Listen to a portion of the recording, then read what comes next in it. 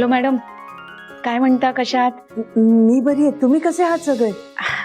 काही नाही, अर्जुन झोपला होता, त्याच्याकडेच बघत होते. तुम्हाला काय झालंय? तुमची तब्येत बरी नाहीये का? नाही, बरं नाही असं नाही ग. खरं मी घरात बसून कंटाळले. मला काही सुचतच नाहीये ग. मनच लागत नाहीये. मला तुमच्या तिघांची आठवण येतेय.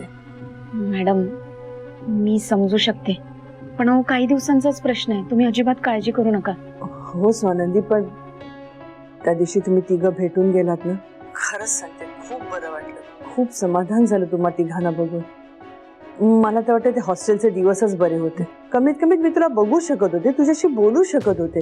आणि आता इतकी लांब राहतीये आणि ही अशी विचित्र परिस्थिती. म्हणजे मी ठरवलं, मनात आणलं तरी तुम्हाला भेटू शकत नाही ग.